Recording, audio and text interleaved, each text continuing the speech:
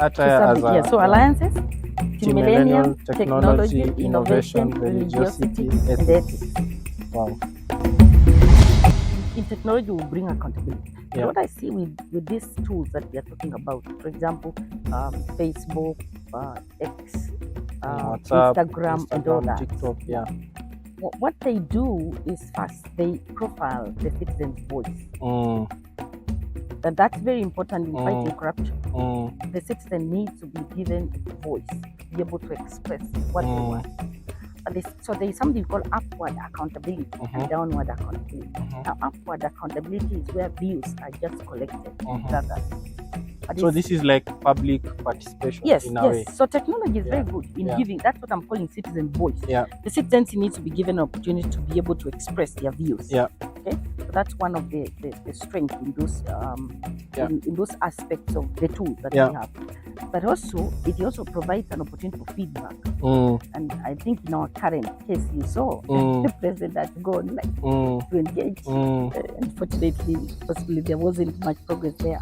But the young people are talking, and somebody throws an idea, another one, old one comes. Actually, all generations now are interacting online. So technology is very good in profiling the citizen voice, but also receiving feedback. But the other thing that is very good is it helps reduce what you call vulnerabilities. As I said earlier, there are some people we call bureaucratic or intermediaries, guys who understand the bureaucracy and the complexity of processes, especially in the government, and they sit in there. The case in point is just what we were discussing this morning. The Kenya Power. Somebody just knows, and you try this, they just make life difficult. But you can imagine today, if I had an online system where I apply for a meter and it's delivered tomorrow, I don't need to talk to nobody. So technology is very, very instrumental. And the case, as I said, was, for example, applying the tax compliance. Now I don't need. We used to call and talk to somebody with KRA. You don't need now. The system will decline or clear it. That's the power of technology. So it deals with issues of accountability. It increases efficiency, effectiveness. But another way where these tools are extremely important is they help those who are doing intelligence to collaborate very useful data. Okay. To see patterns, to see trends.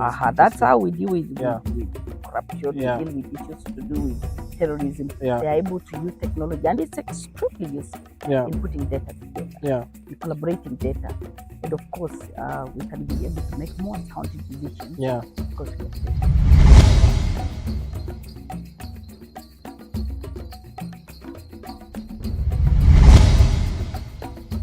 Component of innovation is failure. Is to try and fail. Allow trial and failure. Just like research.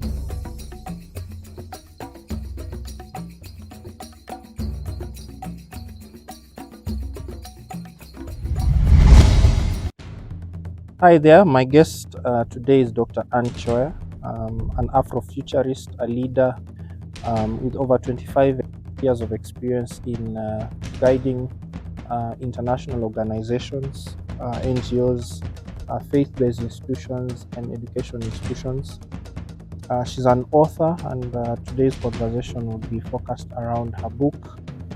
She holds a doctorate in strategic leadership and foresight from Regent University, an MA in sociology and disaster management, an MA in theology, a BSc in agriculture and home economics. So really, I couldn't find a better person to handle this topic at this time in history where Africa is, and Kenya in particular. She's quite pro-innovation, pro-change, and a highly adaptive person, and someone who's shaped not only my life, my family, but also other leaders whom she has worked with in various settings in society. So thank you, enjoy, and let's build on it. Thank you. Thank you. Welcome for the conversation. And thank you for hosting us in your place. I think to start off this discussion, obviously the conversation is more around leadership, governance, and the whole topic of corruption, given the state of Africa and Kenya at this point. Now, zeroing in on the book you wrote, Tackling Corruption in Africa, Obviously, there's a lot you could have written about, even other topics where you're sort of well versed. Maybe what did you want to sort of capture, and why this topic? Okay. Yeah. So first, this was the topic that I did in my doctoral studies. My doctoral studies are in strategic leadership and foresight. So basically, it's about leadership is a discipline. And so in my 3 years, at the end of my 3 years, my professor has asked us to write of a topic that we felt was around a pressing issue in our context. And after reflecting and having worked with communities in 12 African countries and known what went on, I felt like the real deal there was corruption. I looked around and felt like this really is a serious issue. And then I knew after a lot of research, it was around leadership. So that's what prompted me. I wanted to speak to the people who had the power to change the vice. That's what leaders. So decision makers was sort of your main audience. And I also noticed the title of the book has the aspect of Beyond 2030. Yeah. So just on that, maybe you could unpack why having that long-term vision in terms of the topic of corruption. Yeah. Yeah. So I said I'm a trained futurist. Really, that's my background actually. So and when I say futurist, I'm talking about being equipped to be future smart. When you talk of being future smart, really is about enabling you to be able to interact with the unknown. And that's scary for Africans, because normally when you talk about the unknown, people begin to think of, stuff like witchcraft or something, but that's not what I'm talking about. Yeah. We live in a world that is very vulnerable, it's unpredictable, it's complex. It's a big one. And ideally, we don't know what is in the future. But we have a lot of data that is projecting to the future. And a lot of other futurists like me who have written what they think will turn around. And we can see trends even when we are in today, for example. At the moment, statistics show that the Africa has the highest percentage of the young people. And depending on which of the 54 nations, the percentages range between 65 to around 71–75%. What does that tell you? It tells you that if you don't address matters that relate to the youth, then as a leader in Africa, you have failed. That's what I'm saying about futurists. You can look at trends, and they will inform the kind of decisions you make as a leader for the future. So again, back to the leader. So I needed to say, what do we expect of tomorrow as far as corruption is concerned, and look at the trends and the way things are looking like, and begin to speak to the leaders. What do we need to do? How do we need to prepare for a future? So as a futurist, then I needed to speak to the future. I wrote with that shift in mind, in the shift in focus, thinking about tomorrow. Thinking about that requires a maverick, somebody who is bold enough to challenge what is happening tomorrow. So that informed my topic. 2030. Yeah. And then also I think when you started off the book, you sort of started from the place of culture. Yeah. And you've covered a bit about the African culture. Yeah. And I think one profound quote was you said corruption sort of is a pandemic that has a much worse impact than HIV/AIDS, which is what Africa has been negatively known about. Yeah. So probably in your own sort of perspective, how do you see the issue of culture in Africa? How does it make tackling corruption quite difficult? Yeah. So first, culture is a way of life. The simplest, definition of culture. And there are different forms of cultures. There is a leader culture. There is institutional organizational culture. There is sector culture. For example, technology is a culture. That's what you call sector culture. And sector culture sometimes can also be the youth, like, for example, how they dress when you look at the young people. Then there is also the national culture. If you go to Tanzania, they will tell you Kenyans are too fast, too slow. Yeah. So there is a way they see us. That they don't see us as different. Yes, they don't. And it's a culture. They don't see us as different tribes. They see us as a national culture. That's it. And then there's a global, the regional culture. If you go to first world, for example, you go to US, they'll say you're an African. There's something that defines you. That thing is what they call culture. So culture is not necessarily bad. It really gives us identity. However, if we go back to the African culture, if you study the history of African culture, you'll see a few things that were good, but now they are becoming a problem.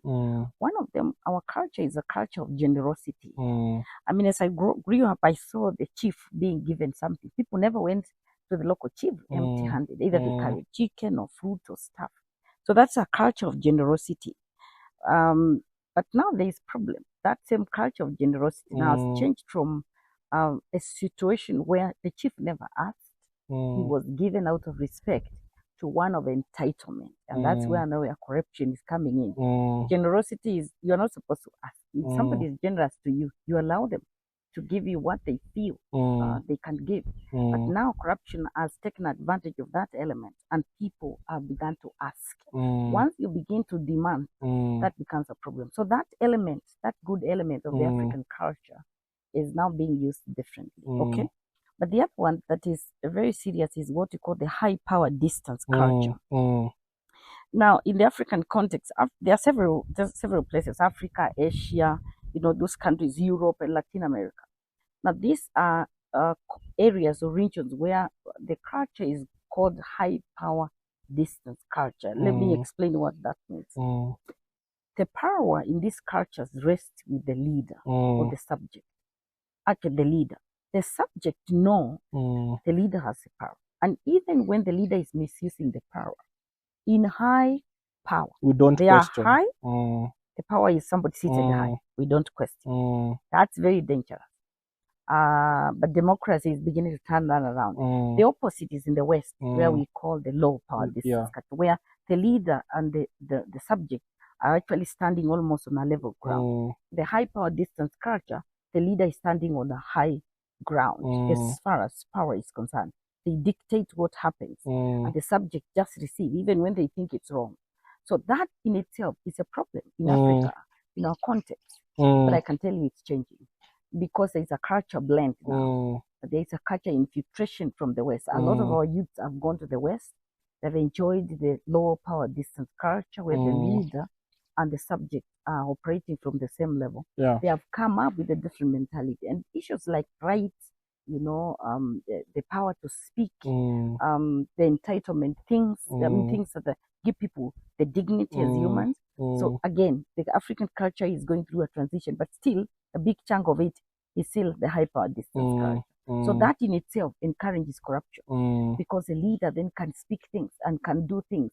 You're almost taken to a very deity kind of level. It's almost, you are treated like gold. I mean, gold. In other words, you're like their god. They don't question. But as I said, there's a generation that is questioning that. Interesting, because even I've seen, like, even in the West, you find a minister or even a very huge leader in government use public transport. But here, we have to have special vehicles. So there's also how that level of culture impacts even simple things like means of transport. That's true. How you interact. It's a simplicity. The West, as I told you, it's level. It's a same level. It's low distance culture. So people you don't epitomize the leader in the low culture, in the low distance culture.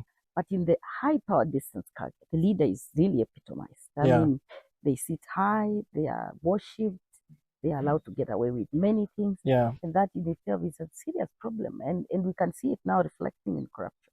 And do you think it's also just generally, is it an it's almost like an incentive to attract the wrong people into leadership? Because if there's no special seat, there's no special car, then maybe we would be attracting people who want to serve, or rather, do it for the right reasons.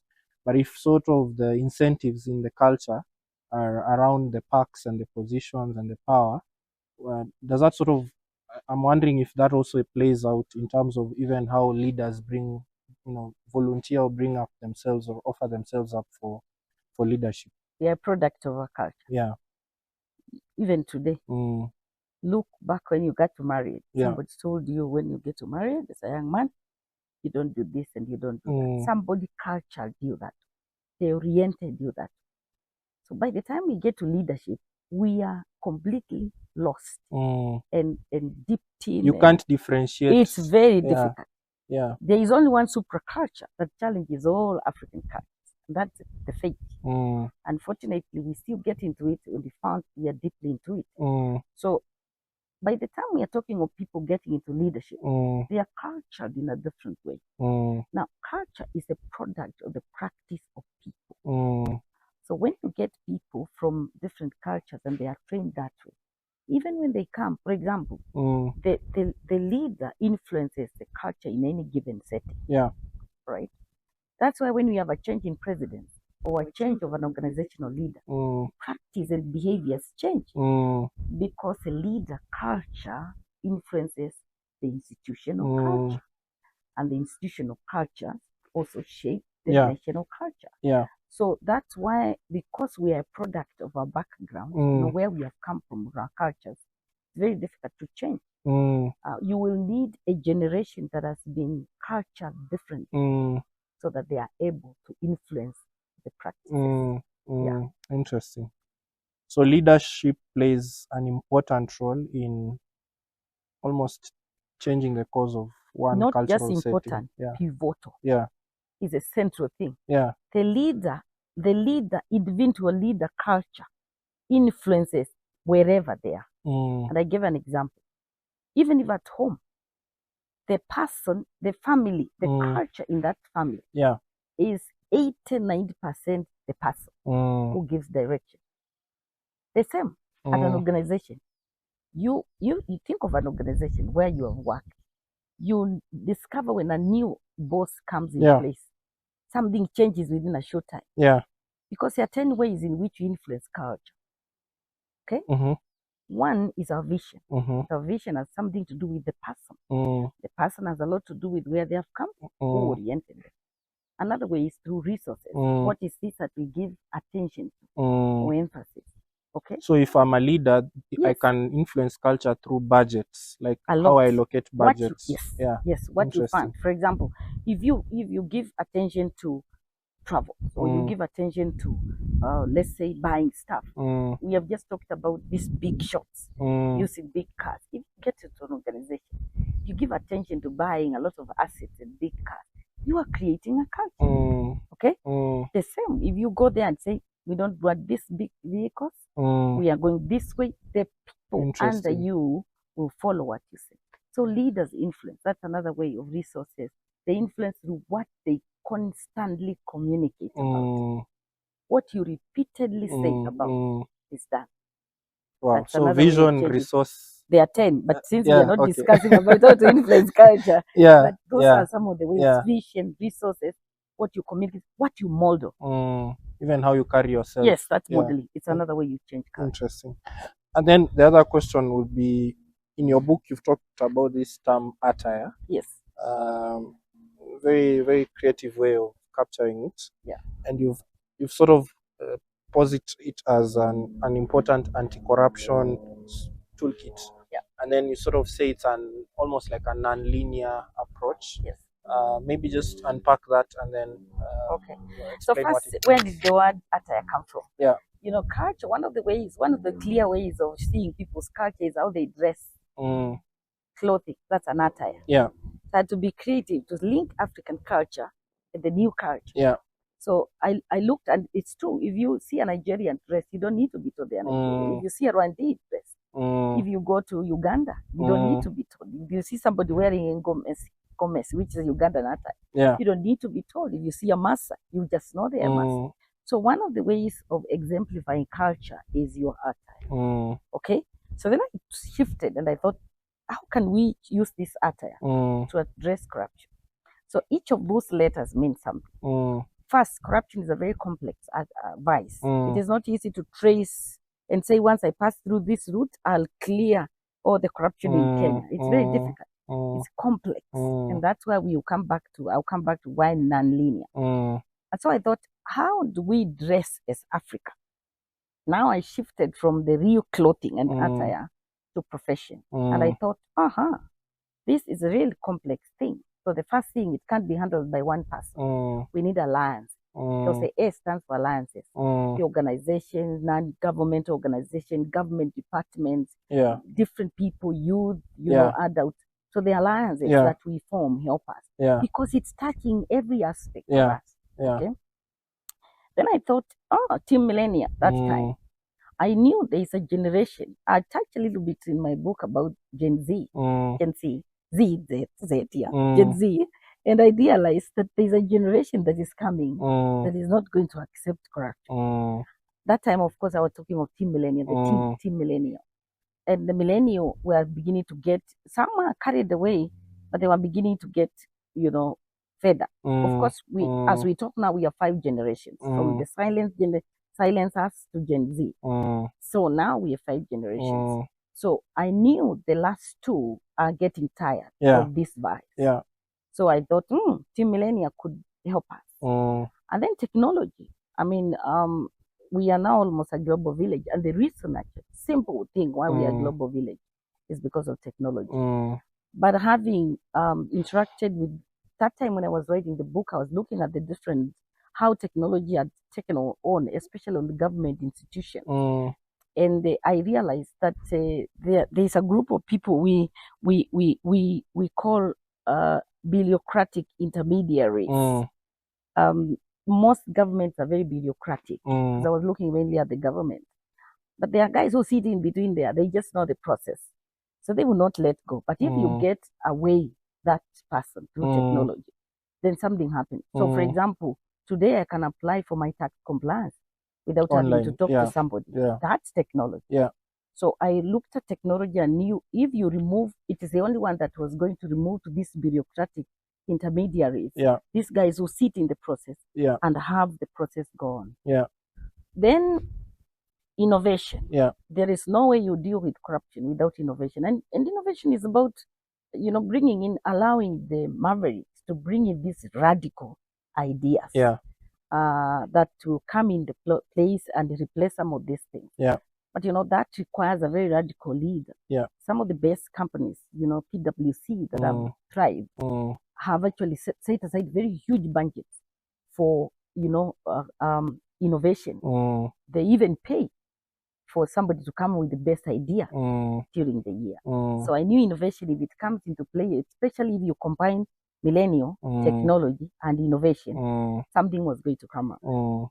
Then I realized that's not enough. We needed to bring in values. As a Christian, I realized that as I grew up and embraced Christianity, it began to inform what I call the principle center. And this is a set of values that govern the way I make decisions. For me, yes, and for every leader. So my faith became very instrumental. And I thought, if Christians then begin to truly be authentic and real in their Christian life, they will bring a set of values that govern the way they make decisions. And a case in point is Daniel. The Bible says they could not be found with any mistake. And it's because of his faith. So that is the religiosity and faith. And why I use the word religiosity is because I've worked with Muslims. I've worked with Hindus who are very committed to their faith and their forthright. So it's not just Christianity. So I am advocating that people need to be allowed to have their faith integrate very well in their lifestyle, so that then it solidifies their character. And then eventually it's the ethics. Your ethics are very critical in leadership. So that explains the ATTIRE. Interesting. So I alliances shifted from culture to use the ATTIRE as alliances to millennium, technology, innovation, religiosity, and ethics. Wow. I remember actually one on the A, there was, I think, the late Bob Collymore. It was a quote he said that stuck with me. He said, corruption is like a river and the source is the private sector, and the the destination is the government. So it almost seems even the people who are pro-corruption also have their own alliances. Yeah, that's true. That's true. And even they have their own teams. They also have their technology, how they communicate. They also have their how they interpret faith, and maybe some think it's a God-given chance to of course. So it almost seems like on the other end, on the other extreme, there's also alliances, an ATTIRE of corruption. Exactly. That's true. Very true. It's a flip, but on my case, I was looking at it from the positive perspective. How to fight it. Going back to alliance, you see this thing is expansive. It's extensive. It goes beyond border. It's cross border. You see somebody who steals money in Kenya and banks it in international banks, right? And those people know where it's coming from. They may not know sometimes. But you see now, if, for example, NIS, our intelligence team, wants to handle someone who is putting money in, for example, Switzerland, they will need another investigatory body on the other side. To collaborate. To get that money back. That's why I say you can't deal with it. It's not a local issue. It is global. And so you need a very serious alliance to be able to unearth some of these things. Interesting. And then also you've mentioned the issue of technology, and seemingly the Gen Z and the Teen Millennials are the most ardent users of technology. For example, there's the issue of social media. Maybe you can unpack. It's being used right now in the protests, in conversations. Even other countries are starting to have their own discussions. Maybe in terms of are there tools, maybe the social media. What else can we involve around technology to fight this vice? Of course, there are several. The young generation is really techno savvy, and one of the things, as we say, there is an issue of accountability and in technology will bring accountability. But what I see with these tools that we are talking about, for example, Facebook, X, WhatsApp, Instagram, and all that. TikTok, What they do is first they profile the citizen's voice. And that's very important in fighting corruption. The citizen needs to be given voice to be able to express what they want. So there is something called upward accountability and downward accountability.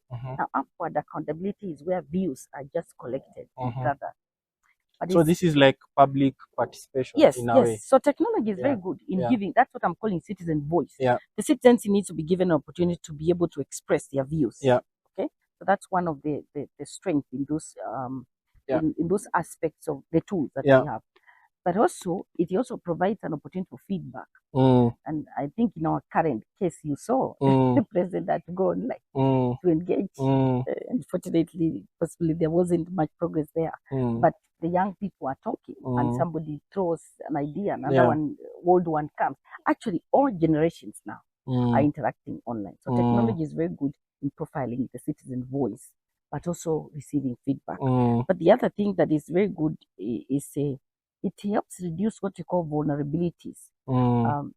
As I said earlier, there are some people we call bureaucratic or intermediaries, guys who understand the bureaucracy and the complexity of processes, especially in the government, and they sit in there. The case in point is just what we were discussing this morning. About, the Kenya Power. Somebody just knows, and you try this, they just make life difficult. But you can imagine today, if I had an online system where I apply for a meter and it's delivered tomorrow, I don't need to talk to nobody. So technology is very, very instrumental. And the case, as I said, was, for example, applying the tax compliance. Now I don't need. We used to call and talk to somebody in KRA. You don't need now. The system will decline or clear you. That's the power of technology. So it deals with issues of accountability. It increases efficiency, effectiveness. But another way where these tools are extremely important is they help those who are doing intelligence to collaborate very useful data. Okay. To see patterns, to see trends. That's how we deal with corruption. We deal with issues to do with terrorism. They are able to use technology, and it's extremely useful in putting data together, in collaborating data. And of course, we can be able to make more sound decisions because we have data. Do you think there's this question of, and this is something that is happening here, this question of leaderless? Can technology actually, we've been talking about corruption, governance, the finance bill, all these topics, and people have been asking, who are your leaders? Do you think we could get to a situation where technology... It's not leaderless. It's a media that's being used to convey the message. So we still need faces behind even the push against corruption. Yeah. We will not, coordinate just all virtually until... I can tell you it's a matter of time. Yeah. Somebody will learn. People will emerge. Yeah. They don't need to emerge. Somebody, it's a technology. The investigators and the users are on the same platform. And you need to understand that the same Gen Zs are in the same investigation teams, so they understand each other. A young man that I work with, different level, told me the other day they were doing something, and then they were told, this person you're working with is their CV is in the global space and not in very good shape. And the young man told me, it took me 15 minutes to unearth that information. They just were told, all they needed is tips. What's the name of this person? Just the unique identifiers. Because that particular young man I'm talking about is a digital savvy person. That's what they are trained in. The other day I was talking also to somebody a young person who is trained in cyber crime. Okay? So we also have young people who are really, really techno savvy in investigation and AI, using artificial intelligence. Yeah. So I'm sure it's a matter of time. Yeah. Just stay on the news. Yeah. You get the leaders. Yeah. And then very interesting. Yes. So yes. And then this issue of the innovation culture. So what's it about? So when you talk about innovation, we are talking about giving whoever with the young people an opportunity to discover, to try out things that are critical in the future or even current. It's about creating an environment where people can freely test critical ideas. Very radical. And we are talking of mavericks. The people who risk to do such things are called mavericks. So it's more like an entrepreneurial... Not really, but when you talk of innovation culture, organizations that understand creative culture, who have creative culture is deliberately created. It is not something that just comes naturally. So if you're a leader in an organization, you need to set aside, remember I said you change culture by also what you resolve. So you set aside budget. First, you appreciate we need to innovate. We need to try out new things. Innovation basically is trying about something new. Okay? And you don't know whether it will work or it will not work. So that means there are certain resources that have to be put in place. Number two is to be very clear, what do we need to try out? And number three is who is trying out. Because there are those three things. You must have the person willing to try out. We call these guys radical, they are mavericks. They are diehards, they risk, And then number two, you need to set aside budget. And number three, you need to nurture. Because the person, remember again, back to the leader. Yeah. The leader is always very critical in developing an innovative culture. Yeah. Let's look at Rwanda. You go to Rwanda and see what's happening. President Kagame is a real innovator. I mean, see what's happening in public transport, see what's happening in their medical. Now they use these cameras. Even the environment. Exactly. They use the cameras to send medication to remote areas. Yeah. So that's an innovation. Yeah. That means the leader first embraced the opportunity, created the room to try out. There was somebody else, number two, who was ready to bring in that technology. And number three, resources were in place. So once you combine those three, the freedom to try out, the risk to do it, the people willing to try it out, definitely culture will be created. Yeah. Remember, we said culture is the way we do things around here. Yeah. Simplest. Yeah. So if you try out something new at Appex and you advance it, look at what they do. Some things are not very complex, for example. Look at the culture of cleaning in Rwanda. Every end of the... They have like cleaning days monthly, or something. Yeah, they do. Yeah. And everybody participates, whether you are a foreigner or not. Yeah. But that country is beautiful. I mean, let's land in the middle of Kigali. You will not know you are in Africa. Yeah. they have become careful with everything. They don't build houses next to the river, 500 meters. The place is as clean as this place, and it's a city. I mean, it is. I think there are only 2 cities I could say. I think I would say the same for Cape Town and Kigali. I have been those to, 2. Yes, I've been there to Cape Town. But Kigali, Rwanda is not just Kigali. Go to every part of Rwanda. So who should we really credit? It's a leader. The leader. It's a leader. A leader shapes the culture of the country. So there's it almost means then the innovation culture. People also have to be, we shouldn't be afraid of failing. There should be ways of, because all these ideas, not every of them will work. So actually, we have to be okay. The incentives have to be there to allow that to happen. A key component of innovation is failure. Is to try and fail. Allow trial and failure. It's just like research. Researcher is a typical way of creating a culture. When you are researching, funding a researcher, you don't fund them to succeed tomorrow. They try today, it doesn't work, they try tomorrow. So innovation must have room for failure, but it also must have room for success and celebration. And there are different types of innovation. There is increment. Okay, so where you try slowly. Some things need to go that way because they are very costly. If you go big time on some things in innovation, it can be very, very costly to the country.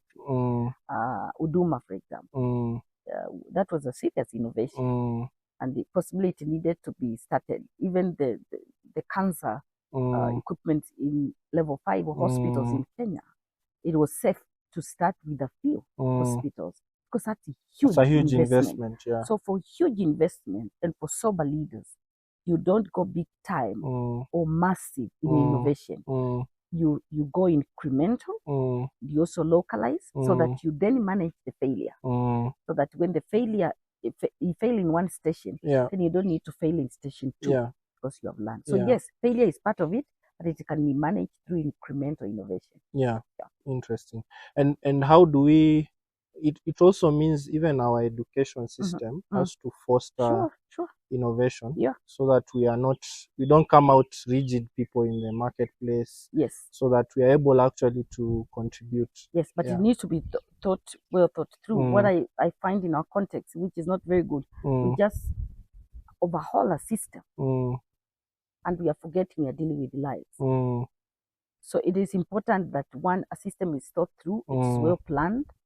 And we say, especially when an innovation is going to touch the lives of people, it really needs to be well thought through and well planned. Because people are not animals, they're not rabbits. So if you come and overhaul an entire education system and it's not well through, it can thought through, can be very dangerous. And then also you get people fighting it back and not embracing it. Because again, and that's an important point you have said. When you introduce change, because innovation is change, you need to know how to sell the change. Otherwise, there are some people we call organizational antibodies. I remember you taught us in one of your leadership classes. Was that point of people who are, there could be good people, but they need to be managed. So we call them organization. The biological. An antibody is something that fights the foreign. Okay? If you are infected by a disease and your antibodies are supposed to fight that disease. Now, if you introduce a new idea in an organization, those who have stayed there long enough don't accept it. They see this thing is going to be a threat. It's going to destroy our peace. So they will fight back. Are they bad? No. You just didn't sell the idea. So one of the advantages again of an innovation gives you time to allow the antibodies to bring the ideas and then shape the organization. So we need a sales strategy. For every change. Interesting. Wow. Now, just as we land this plane, there's the issue of religiosity. You've tackled it in your book and also in the acronym ATTIRE. We live in a time where the religious institutions are really getting it hard. They're almost being questioned. So in terms of, for the institutional part, since you're also part of that, how can we get back credibility? And then for us, people who are in that sort of space, how do we better practice or model our faith, and also, bring it into issues of governance, leadership, fighting corruption, having a voice, and even influencing, the people who are coming, after us, the Gen Zs, to see it as an important tool in our way of life, essentially. Yeah. I think the first thing is to identify where we have failed. And one of the things I find with the church, the church knows what it's supposed to do, but it doesn't stick to its mandate.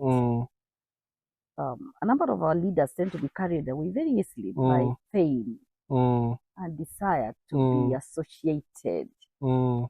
It's almost now the power distance comes again. The power distance culture in Africa affects the church a lot, because a leader in Africa is never told to stay behind the scenes. No. The church tends to be caught up in that, mayhem, and there's drama in the church. You find that the church leaders want to be associated with what is more prominent, because our culture never trains us to stay behind the scene. It tells you success. For you to be successful, you must be seen. Okay, so you find constantly the church continues to depart from its simple mandate: salt and light. Go to the nations. That's it. As we are supposed to go to the nations and tell them about the Lord Jesus Christ. When we do that, we live a lifestyle that holds the government accountable, because then we can question. One of the powerful ways of influencing people, and I told you about culture, changing culture is role model. So the church leaders need to look back and say, are we departing from our call? And how? If yes, are we? Number two, are we role modeling what we are supposed to role model as leaders? Are we living a life? If we find a leader is caught up showing off money and misusing resources, and they are getting from the same poor people, how are they going to be able to be bold enough to speak to the government? We cannot give what we don't have. That's a principle in life. You cannot tell people that I'm going to give you. I can't tell you I'm going to give you 5,000 shillings and I don't have anything. I must first have it. So the church leaders need to have it together and ask themselves, are we living a lifestyle that gives us the credibility to speak? So that's it. Then number three is they need to also, sometimes I see it's a challenge of capacity. One of the, and I will tell you this, having been close to top leadership in church for over 20-something years, the subjects in church, again, back to the African culture, we spoil our leaders in the church. Nobody questions them. Nobody gives them feedback. We even teach them they have done very well, that they have not. And many of them think they are good leaders. But leadership is a discipline. There is a difference between being called as a pastor or a bishop and being an effective leader. And mine would be to urge church leaders to desire to be trained or to desire leadership knowledge. Can be informal, can educate yourself. You have great leadership books. Or you can take a leadership course so that then you complement your calling as a leader. And you don't make some of these foolish mistakes that we see. Sometimes I sit and watch a whole crowd of people seated under a person who is abusing them. And I'm wondering, wait, nobody here is able to take this person head on. So we and I think it's a lot more to do with our culture, the hyper distant culture that I told you, that told us you don't question the leader. There's even no avenue for feedback. Exactly. We you listen to the sermon and leave. And worse is the spouses, pastors who are married to women who are not able to challenge them. That again is the biggest problem, where you have a male spouse who has a wife, but the wife is just in a worse position than the church member. Let me tell you, and I keep saying this, that's a loose cannon. Any leader who is not challenged or given feedback, the truth, not just pampered and told they are great, that's a loose cannon. They are out there to destroy. And it's only a matter of time before things come crashing. Very true. Very true. So the church needs to accept that place of capacity building. It is not a mistake, because I believe even the Bible says that my people perish because of lack of knowledge. It's not just the biblical knowledge. There is knowledge we need to be effective leaders. And finally, church leaders need to accept to be accountable to somebody, either the system or to a person. And I think the hardest hit here are the Pentecostals. They have a freelance lifestyle. They don't submit to people. They want people to submit to them, but they don't have an accountability system. Some of the mainline churches you find they have, you look at the Catholics speak, they speak with a voice. There is a governance structure, PCS. You don't just find the Catholic priest running to the media to give a statement. No, the system itself is accountable. It's checks. But many Pentecostal pastors, we need help. The Pentecostals have a challenge. And yet they have a strength. But I think that area of accountability, they really need to accept to be accountable to the system or to someone. Interesting. So, and then the last one is now for us who are people of faith and we're in the marketplace. How do we now be that salt and light? Yes. So first is to know we are all not called to be in church, to be pastors in church. We have our jurisdiction. There is an area, jurisdiction is an area of influence. That's number one. Once you are clear that your area of jurisdiction is where you work. So it's also like, find your identity where you are. Be clear. Be clear. Are you a marketplace Christian or are you a full-time church Christian? Most of us, God calls us to be effective in the marketplace. So that's the first thing. And number two is to realize that you actually as powerful influencer in that context as anybody else. I finished with this word that one time I borrowed from Maxwell. When he unpacks the word influence, he says that first letter is integrity. You can influence with integrity. You can nurture people. Nurturing people is you develop them. You can have faith in people, and they see you develop them. You win favor that way. You invest in them. You go ahead of them. You advance. You train others. And I know if I keep talking about being influenced, we can. One of the best ways of influencing is just through lifestyle.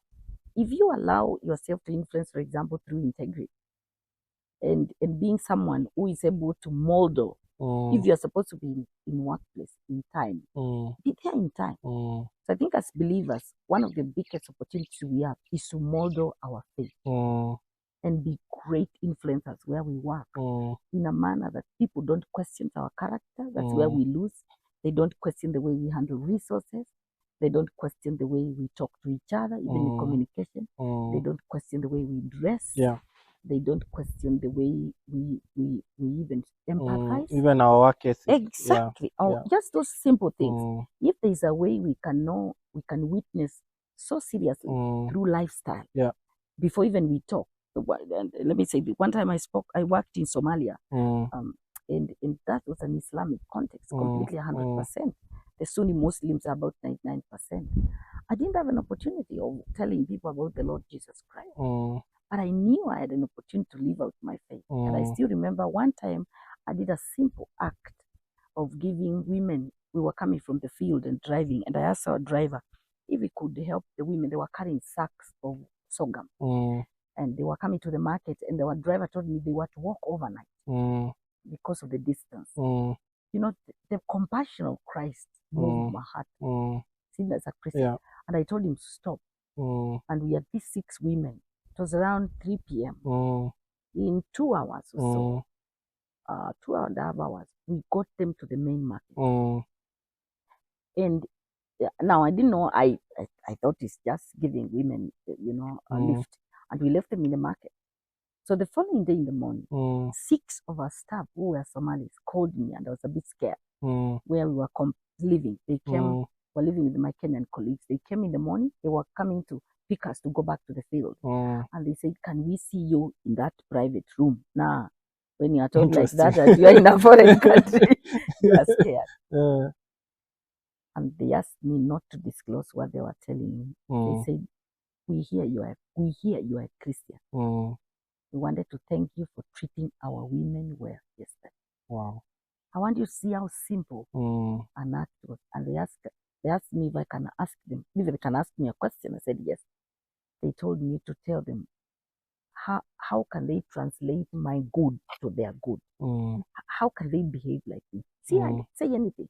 I just gave women a lift. But see our kind act of a Christian. It even triggers conversations. There you go. Yeah. I didn't have another opportunity to tell them I'm a Christian, because already we were warned from here. You should never say anything about your faith. I was dressed like a Muslim lady. I had my long dera down there and completely, but they told me I showed kindness to their women. So I think it's a lifestyle. How you live, how you exemplify values. Yeah. Are you able to respond to someone who is struggling with something? Yeah. If it's a colleague who is not very competent in a place of work, but they need help, how do we give feedback? Yeah. I believe we have so much opportunity to exemplify the faith where we live without having to shout. Yeah.